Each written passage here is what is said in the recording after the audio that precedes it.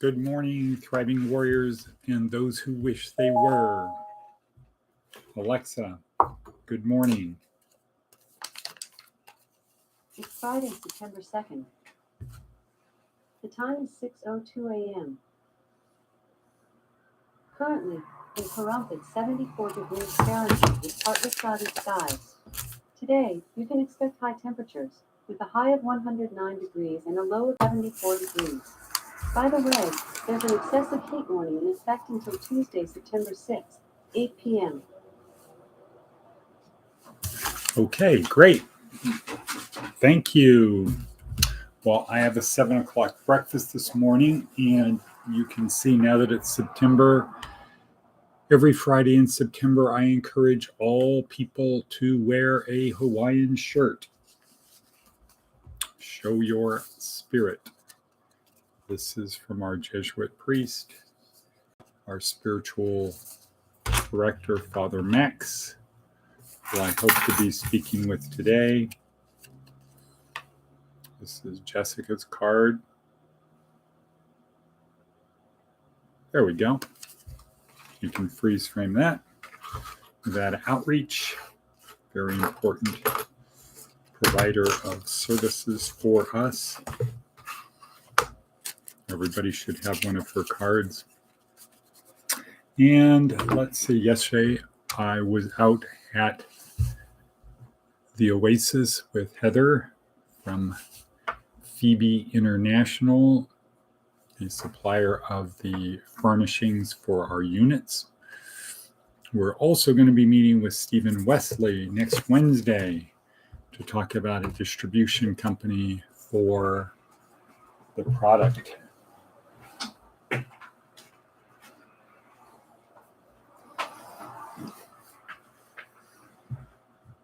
Generosity. This product, hopefully one day there will be a Thriving Warrior brand tea. But for now, we have the opportunity to create a distribution company here and in Clark County that will distribute Generosity into their stores down here. So that is kind of cool. Again, thank you, Stephen, for all of the work you do to help those in need. All right, so here we are at Career Services, Thriving Warrior Career Services, where our goal is to help our members get from where they are, point A, to point B, which is better. B is better than A. That's our goal, to help our members do that. One of the ways we do that is our daily podcast of not quite 10 minutes, a little bit more than 10 minutes, sometimes a lot more than 10 minutes, but where we have breadcrumbs, a breadcrumb or a few breadcrumbs, as Nancy King calls them, to help people navigate to their better future. That's what we do every day. We also are available by phone. We have publications, we have online courses, and we're here to help people move from point A to point B. So to get to it today, we have yesterday's TED Talk to talk about. We have Seth Godin's blog post, and we have our morning motivational video. The main thought from the morning motivational video is what? What is it? Diana, Jeff, Justin, Jennifer. Jennifer? Who's Jennifer? Jeannie. Charlene is at work. Anna. Anna should be watching. Anna should be watching live. Greg. Somebody say something. Okay, well, if you can't win, if you can't. You can't win the war against the world if you can't win the war against your mind. You have to be able to control your emotions. Can't win the war against the world if you can't win the war against your mind.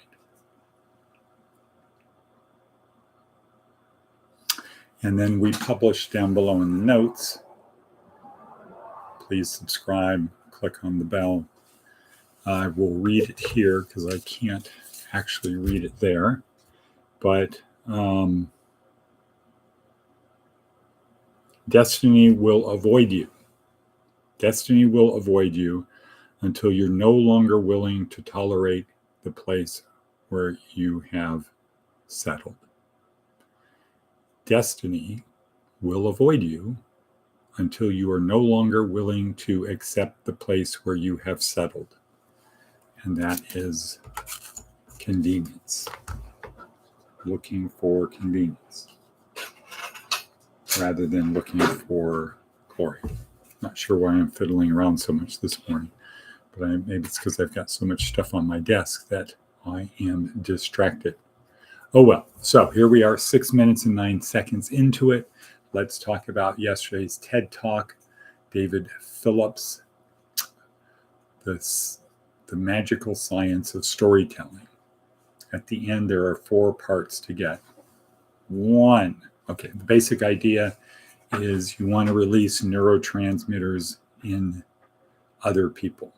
When you're communicating, when you're telling a story, you want to release neurotransmitters in the other person. And it's kind of magical, spooky, in that we have a feeling. If we can turn that feeling into thoughts, articulate them into thoughts, and then we figure out how to turn those thoughts into vibrations in the sound, in the airwaves, i.e. words that people can hear, then the other person's ears will receive those sound waves, convert the sound waves into pictures and thoughts and beliefs. So David Phillips' discussion was about certain neurotransmitters. So you tell a story to release certain neurotransmitters in the brains of other people. And the release of those neurotransmitters will make them feel a particular way, the way you want them to, based upon the story. So the idea is you write down your stories, you think about your story. Well, step 1, you have to believe everybody is a good storyteller. Everybody can be a good storyteller. It's a science. It's not an art. Well, there is an art to it, but it's really a science. And if you do certain things, you can be a good storyteller. That's number 1. 2, write down your stories. That way they become good. 3, kind of accentuate and think about what are the neurotransmitters you want to release. So this story can release certain neurotransmitters. Quick story, I don't generally eat red meat. I don't do it, but I do it on special occasions. And one of the last times I did that, celebrating something, I think Lucy's graduation from Carnegie Mellon, I ordered a New York steak, medium, pink all the way through, no blood, peppercorns on top, baked potato on the side with sour cream, butter, chives, bacon, and broccoli with butter sauce. As the waiter is bringing it over to me, I noticed his thumb was on my steak. And I said, "Hey, why is your thumb on my steak?" And he said, "So it doesn't fall on the floor again." But okay, so that's an example of exactly what David Phillips is talking about. It's just a story, and in this story, we release a series of neurotransmitters. So I start out talking about steak, eating red meat. Some people are like, yeah, I don't like it either. And other people are like, oh, I love steak. And then I describe the steak, New York steak, and then I get the peppercorns, and I talk about the baked potato, and that should release dopamine, a little bit of dopamine for people who like those things. They can picture the last time, they can remember and feel the last time they had it. And then the thumb on the steak would be, bammo, a shot of cortisol. Like, what? But now you're into the story. And so if you found yourself saying, ugh, yuck, whatever, feeling that, it worked. Little vibrations in the air got into your ears, converted, released cortisol. And then at the line of, well, so it doesn't fall on the floor again, gets the, wait, what? Confusion, and then my smile. You get it's a joke, and then you get a good laugh. That's an example of what David Phillips is talking about. And that goes to our elegant equation, the first part, which is bonding, getting people to see the world the way that you do and to like you. So if we are bonded, we see the world the same way. So that's an example. Today is Derek Sivers talking about how to create a movement and the role of the first follower of the leader, which initially is known as the lone nut, the guy with the idea that's doing something, and his sole job is to get first followers, which would be equivalent to Seth Godin's step 3. Connect the true believers and ignore the non-true believers. So Derek Sivers as he's talking, there's a video in the background that shows somebody creating a movement, how a leader is created. No words, not talking, just by acting. So it's very good. So all you have to do to do the elegant equation. Okay, so we've talked about our theme of today. Destiny will avoid you until you what? Until you're no longer willing to tolerate the place where you are, i.e. convenience. You have to get out there and make something happen. You have to change. And now we will talk about, we'll go to what Seth Godin has to say as we are 12 minutes into it. This is a short one. The last minute. If you do anything at the last minute, that takes more than a minute. You're not organizing your project properly. The last minute is not a buffer zone, nor is it the moment to double check your work. The last minute is simply 60 seconds to enjoy and to remind yourself that you successfully planned ahead. Aha! Thank you very much, Seth Godin, for that. Now, I will say that. I didn't even say anything. I just went like that.